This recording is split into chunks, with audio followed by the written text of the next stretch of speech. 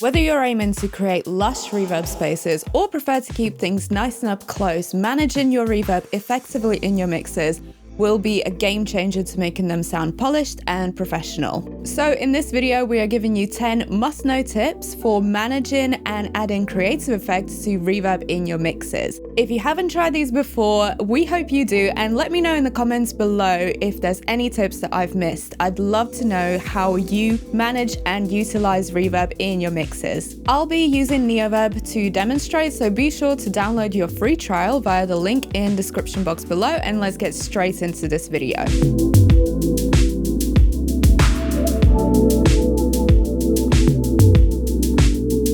Bus processing is a game changer for effectively managing reverb in your mixes and also reducing some of that CPU usage. You really don't want to be dealing with a CPU overload while mixing, so anything you can do to counter that will be really helpful. Instead of putting a new reverb insert on each channel, try sending groups of instruments to a bus and then apply reverb onto that bus. Set the wet-dry balance to 100% wet, and then you can simply adjust how much each of the elements or each of the instruments is immersed into space. This is especially useful when creating reverb sends for instruments like drums, where you might want to keep things like your kick really nice and dry and up front, and then immerse other elements into the space, or really any groups of instruments where you want them to sound cohesive and like they've all been recorded in the same room together. So that could be guitars, strings, your vocals and backing vocals, and so on.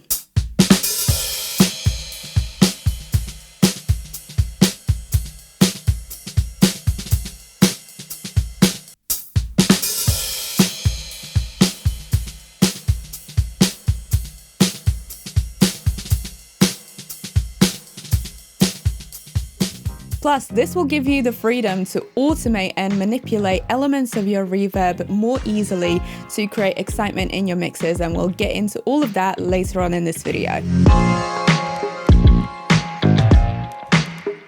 Pre-EQ and post-EQ helps you cut and boost frequencies of the signal going into the reverb, and also the wet reverb signal as well. Neoverb already has this feature built in, so again, you have to use fewer plugins to achieve better reverb clarity in your mixes. You can start by having the assistant giving you a starting point for your pre and post EQ based on your sonic goals. And you roll, you roll, you roll.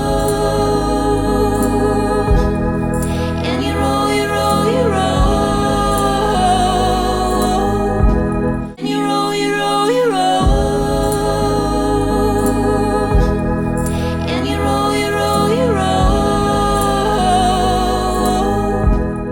Another technique that is commonly used is the Abbey Road reverb trick, which involves high passing low to low mid frequencies that can muddy up the mix, and also reducing some of the higher frequencies that might add more sibilance to your reverb signal. And you roll, you roll, you roll.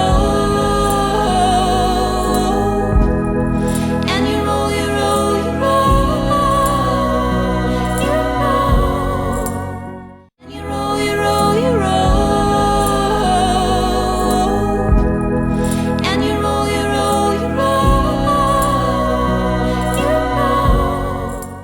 Bottom line is, you want your reverb to be audible, but not so that it competes and clashes with other elements in your mix. So if you're still worried about that, here's another trick you can try in Neoverb.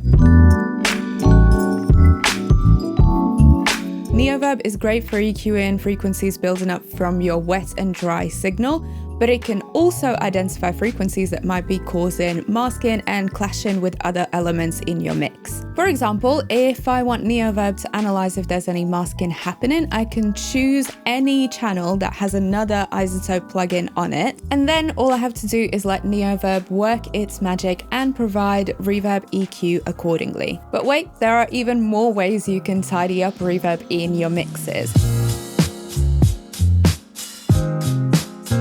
Pre-delay adjusts the time before which the reverb begins. Creating just a few milliseconds of separation can really contribute to clarity and intelligibility, and it prevents the reverb from drowning out the attack of your dry signal. I used to want to take your pain from you.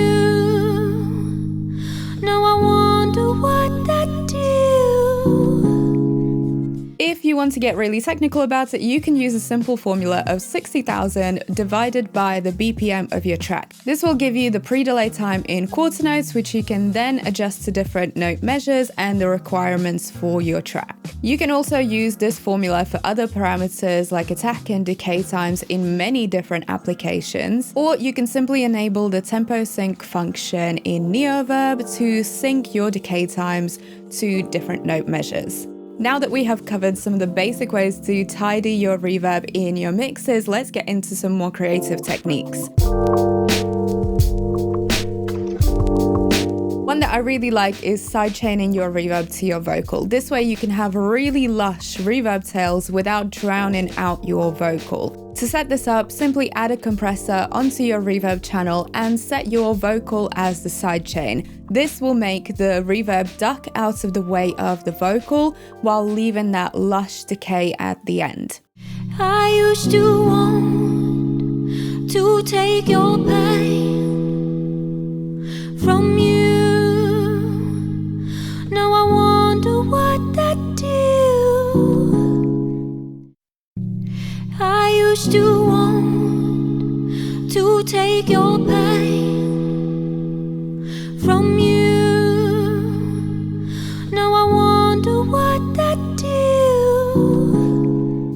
Or you can do all this straight from the plugin if you're using Symphony, which has the sidechain built in. And there are even more creative techniques you could try with sidechaining your reverb. For example, you could try sidechaining your reverb to other elements in your mix and create really fun gated reverb effects that are triggered by percussion, for example.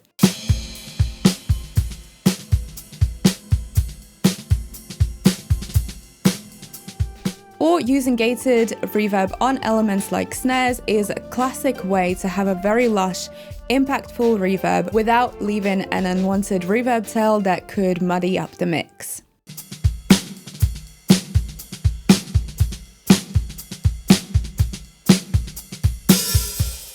You can do this with stock plugins, Neutron 4 gate, or again using Symphony, which has the gate functionality built in.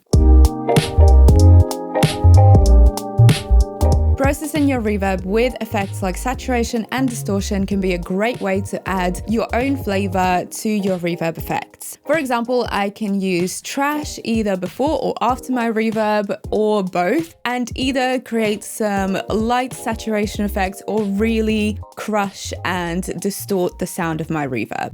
I would cut the man who cut you if he even tried to touch you. I would cut the man who cut you if he even tried to touch you. I would cut the man who cut you if he even tried to touch you. I also like how using saturation and lo-fi plugins like iZotope Vinyl, for example, in conjunction with reverb, can give a vintage analog feel to strings, keys, and other instruments.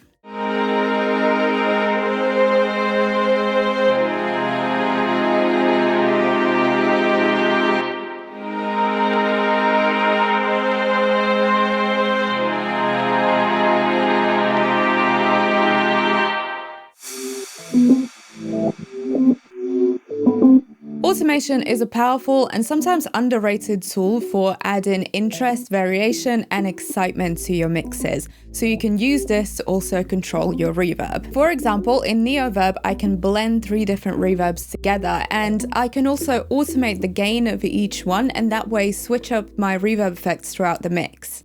But I can't right your wrongs. I'm not your lover, not your dog. You can't just send me into the fight. I'm not that strong. I used to want to take your pain from you. This way, I don't have to use different reverb plugins. I can simply switch between the 3 all the way through my track, keep things interesting, and again, do it all from just one plugin. Panning is yet another simple but powerful way to dial in creative effects. I can create ear-catching spatial effects or send my instruments or vocals to a reverb bus and then select 2 different but complementary reverbs and pan them left and right for some really unique reverb effects. I used to want to take your pain from you. There are plenty of possibilities to explore here, so don't neglect automation and panning when manipulating reverb in your mix. If you don't want to have a very full-on reverb throughout your mix, you can utilize reverb throws to emphasize certain lyrics, for example, maybe some elements in your song and fill some space. To do this, you can automate your sends or copy the audio onto another channel and then really drench it in reverb. I used to want to take your pain from you. Now I wonder what that do. You can also use other effects like saturation, distortion, delay, and EQ and filters to mold that effect even further. Or I can copy my audio onto another track, drench it in reverb, then print that audio and reverse it. This is a common way to create risers, add some ear candy, and some really interesting effects simply by using your reverb. I can carry you, and you roll, you roll, you roll.